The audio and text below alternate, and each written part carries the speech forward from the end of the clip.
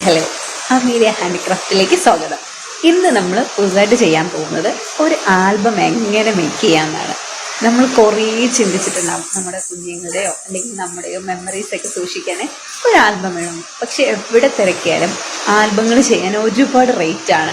1000, 1500, 2000 അങ്ങനെ അങ്ങനെ നീണ്ടുപോകും.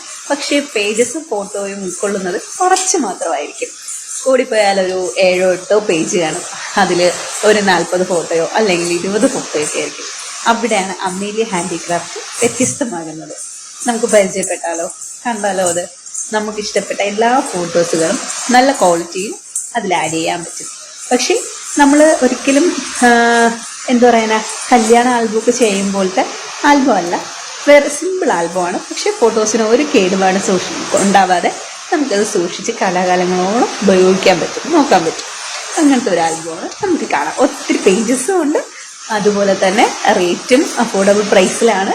അതുപോലെ നമുക്ക് ഫോട്ടോസും ഏത് ഫോട്ടോസുകൾ വേണമെങ്കിലും നമുക്ക് യൂസ് ചെയ്യാൻ പറ്റും. നമുക്കിഷ്ടമുള്ള ഏത് മെമ്മറീസും അതിൽ സൂക്ഷിച്ച് വെക്കാൻ പറ്റും. ഇന്ന് വീഡിയോയിലേക്ക് പോയാലോ? വരും. ഇതാണ് ആൽബം വരുന്നത്. അതിൻ്റെ ഫ്രെയിം ഫ്രണ്ടും ബാക്കും വുഡിൻ്റെ ഫ്രെയിമാണ്, അങ്ങനെ പൊട്ടിപ്പോകുന്നതൊന്നുമല്ല. അതുപോലെ തന്നെ അതിൻ്റെ ഭാഗം വന്നിട്ട് ഫോട്ടോസ് ഒട്ടിക്കുന്ന ബ്ലാക്ക് ഷീറ്റിലാണ്. ബ്ലാക്ക് ഷീറ്റിൽ നമുക്ക് ഫോട്ടോ ഒട്ടിക്കാം.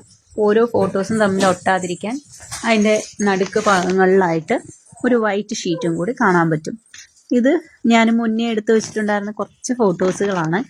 ഈ ഫ്രെയിം മൊത്തം, ആൽബം മൊത്തം ഫുള്ളായിട്ടില്ല. കുറച്ച് എൻ്റെ കയ്യിലുണ്ടായിരുന്ന ഫോട്ടോസുകൾ മാത്രമേ ഞാൻ ആഡ് ചെയ്തിട്ടുള്ളൂ. ഫ്രണ്ട് പേജിൽ ഞാൻ 3 ഫോട്ടോയാണ് ആഡ് ചെയ്തിരിക്കുന്നത്. 3 ഫോട്ടോയെ ആഡ് ചെയ്യാൻ പറ്റത്തുള്ളൂ എന്നല്ല, അതിലധികം ഫോട്ടോസുകൾ ആഡ് ചെയ്യാം. ഇത് ഞാൻ എടുത്ത ഫോട്ടോസുകൾ ഇച്ചിരി വലിപ്പം കൂടുതലായതുകൊണ്ടാണ് 3 ഫോട്ടോ ആഡ് ആയിരിക്കുന്നത്. അതിൽ കൂടുതൽ ഫോട്ടോ നമുക്ക് ആഡ് ചെയ്യാൻ പറ്റും. വലിപ്പം കുറച്ചെടുത്താൽ നമുക്ക് അത്രയും സ്പേസ് ലാഭിച്ച് ഫോട്ടോസുകൾ ഒത്തിരി ആഡ് ചെയ്യാൻ പറ്റും. ഇത് കണ്ടോ, ഇതിലൊക്കെ ഞാനിങ്ങനെ ആഡ് ചെയ്തിട്ടുണ്ട്. നടുക്ക് ഇതുപോലെ ഒരു പേപ്പർ ഉള്ളത് കൊണ്ട്, ഒരു ഷീറ്റ് ഉള്ളത് കൊണ്ട് ഒരിക്കലും നമുക്ക് ഫോട്ടോകൾ തമ്മിൽ ഒട്ടിച്ചീത്തയായി പോകുമെന്ന ഒരു പേടി വേണ്ട. അങ്ങനെ ഒരിക്കലും ഉണ്ടാകത്തില്ല. നിങ്ങൾക്ക് ഇഷ്ടമുള്ള എല്ലാ ഫോട്ടോസുകൾ നമ്മുടെ ഫോണിൽ ചിലപ്പോൾ സൂക്ഷിക്കുമ്പോൾ ഫോൺ മാറുമ്പോഴോ എന്തെങ്കിലും കാരണവശാൽ ഫോട്ടോസുകൾ പലതും ഡിലീറ്റായി പോകാറുണ്ട്.